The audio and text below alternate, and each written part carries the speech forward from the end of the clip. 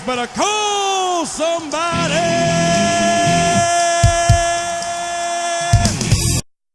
Ready?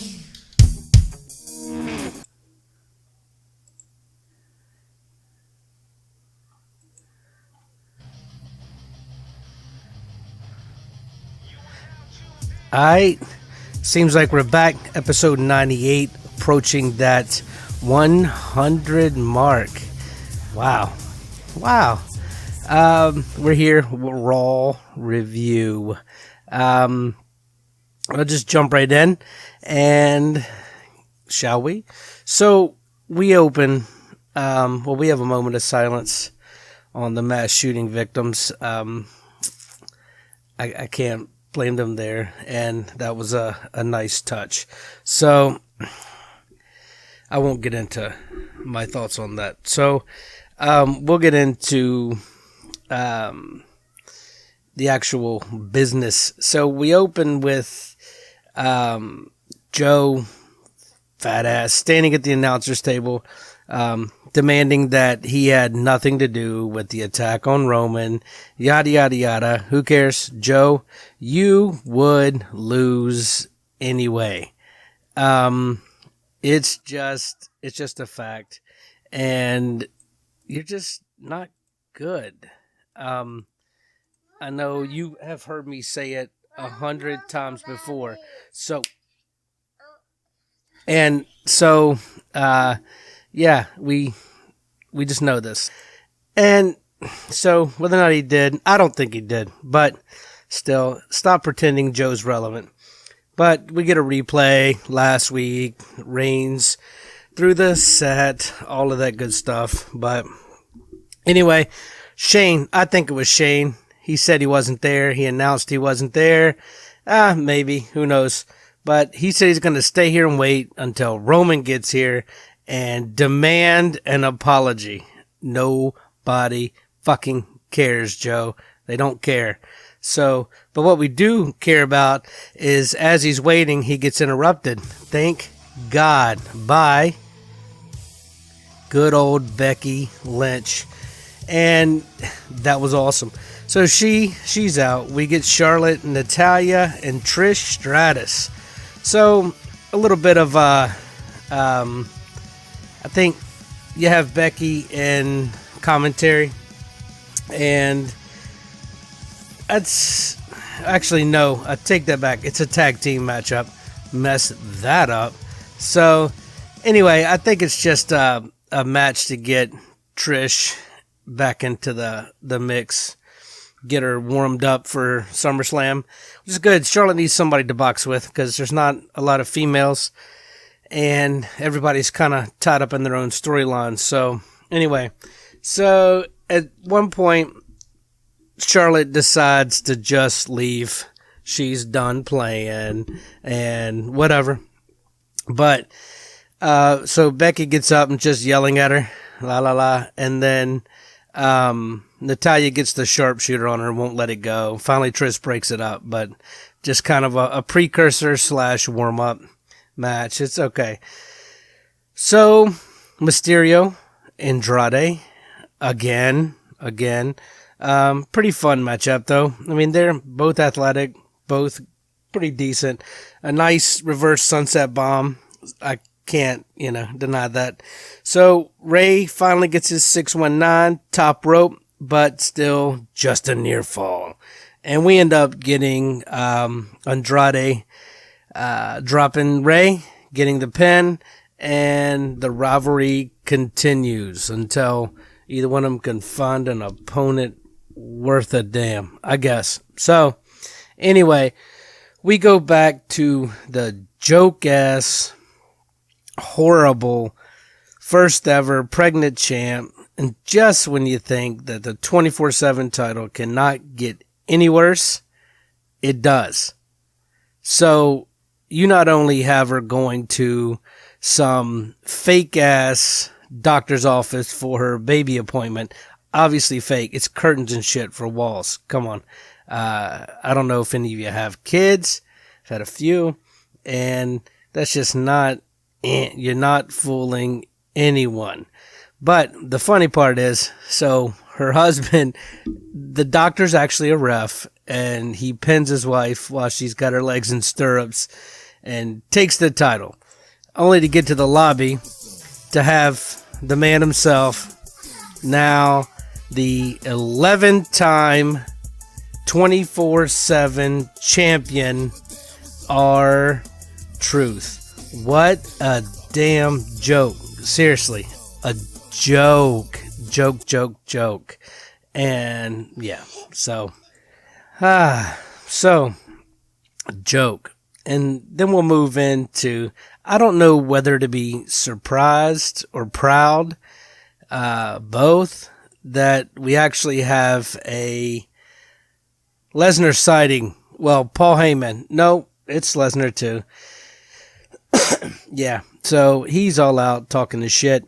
Wasn't Seth Rollins supposed to be the Beast Slayer? Wasn't he supposed to? Yeah, whatever. We get the replay of him cashing in the belt. And we get the replay of the F5s on the chair and the stretcher. Which, both cases, we're talking brutal. That's just brutal. But he says, I hear Seth Rollins is here tonight. I hear. And he's right. He's right. He comes limping in, carrying the chair. And mainly, when I say carrying it, he's using it like a mofo crutch. A crutch. Barely able to walk. And, yeah, so Brock, of course, man, goes straight for the ribs. And just, yeah, whatever. Paul Heyman at one point, while he's catching the beat down, he's got a point. He's like, why are you here? What the hell is wrong with you? So we come back after the commercial. We find out that Lesnar turned around and went back at him with, yeah.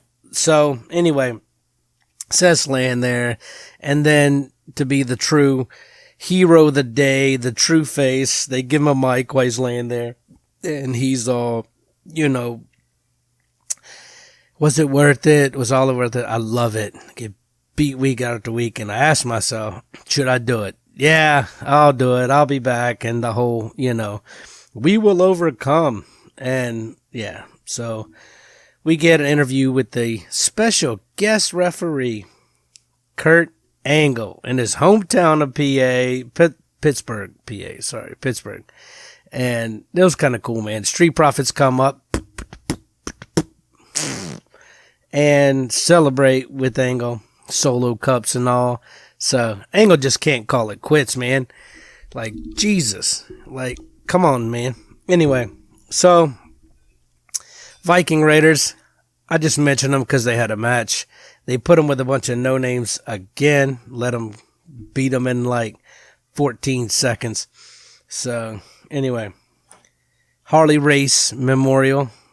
I just want to mention that we did lose another one this week. The late, great Harley Race. So, anyway. Cedric Alexander. We get Kurt Angle, special guest referee. Drew McIntyre. And I'm like, come on, man. Seriously. Like, before it even starts, of course, Drew on him, knocking him out, beating him up. And, yeah. Yeah. So, he's beating him up. But then the lights go out and you hear well, I got to get that sound bite. But you have the Fiend, just like Foley, the claw, and it was pretty fucking sweet, man. Then you get the cannon fire sound, the fire, the laugh, the lights, and gone. Yeah, the Fiend's picking a fight with anyone, everyone. He don't care. I just like to see Wyatt back, man. I don't know why. I don't know. I don't know. So we move on to Don't You Dare Be Sour.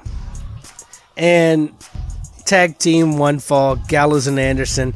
Now, Gallows and Anderson went back to the good old face paint. I like it. It's his old New Japan look. So they're getting a huge push. And of course, they're accompanied by, the phenomenal one. And of course, you know what happens, man. They cheat because they're all heels now. Ricochet with the save. So we end up in a 3-on-3. And pretty uneventful. We get the OC with the win. Continue the Styles push. And we'll break for 1 second on the commercial. And so we move into the man who makes my skin crawl. But he's got a badass intro song. I just like that part. I guess you got to have one good thing to say, right? So we get a recap of Roman Reigns, mystery attacker, as Fat Ass makes his way to the ring. And he's going to demand an apology. I'm like, who the fuck are you, man? You're a nobody. A nobody. You've never really won anything. They handed you the U.S. title for like a week. Then you lost it. You got handed back. But that's your only belt. Somebody just gets you to leave. You talk like you're relevant. You do nothing. All right. I think I'm done. Maybe. Anyway. So, want to call Roman a coward, and he acts like he's got the authority to shut down Raw. You don't. Win a match first, big boy. Anyway, so he hears Roman's there, goes to the parking lot, and then trying to confront him as he's coming out. But I'm like, Joe's exercising? He's going to the parking lot? Anyway, as Roman gets out, a car nails his car. Pretty hard, pretty cool. So Joe changes tune, of course. It's just kind of cool. He's like, stay down. We need a medic. Triple H shows up. It's a chaos cleanup. So obviously Joe's not the attacker, right? We all knew that. So anyway, we get a cool little match. We get Paige, Mandy Rose, Sonya Deville. Paige, the Kabuki Warriors versus Mandy Rose, Sonya, Bliss, and Cross. We get, who else was in there? Of course, the Iconics. I think that's all of them. Anyway, it's a 4-way, whatchamacallit, elimination tag team. And yeah, it was a good little match, man. So you have Mandy Rose eliminate the Iconics, and then you get what's his face out. I can't read my notes on that, but anyway, we end up with the Kabuki Warriors and Bliss and Cross. So it's probably going to be a little bit of rivalry going forward. So that's pretty cool, I think. Anyway, it should be good. And what do you know it, man? You get the Twisted Bliss. Of course, they cheated. They had what's-her-face locked in the apron, beating her up. Yeah, which is good. Let the heels have a run, man. But Twisted Bliss, and you have new women's tag team champions. Yeah, nice. Beating the longest reigning women's champions ever, the Iconics. All right, cool. But then I have to mention a sweet ad for 2K20 on PlayStation, whatever. But yeah, it was a sweet ad. Hogan, Stone Cold, Becky Lynch. It was pretty awesome. Anyway, we get Ms. TV, and he's calling out Dolph to put pen to paper. And what better way to have him show up for it is to bring out HBK. Yeah. So, of course, Dolph comes out, and he's like, yeah, I'll fight you. I'll talk my shit. I got you at SummerSlam, boy. I'll beat you. I'm just paraphrasing, obviously. So, but then HBK says, oh, yeah, one more thing, man. It's not me. What? Ah, ha, ha. Goldberg is here. Goldberg chants everywhere, to the ring, and Dolph Ziggler, guess what, son? You're next. Awesome. So I'm like, hey, it's a great exit to SummerSlam, a great Monday. Let's do it. But as Dolph is, backing away and up the ramp, HBK finishes it. Sweet chin music. Boom. Nice. So, yeah, awesome. That's an end to the Monday. And it should be good. It should be good.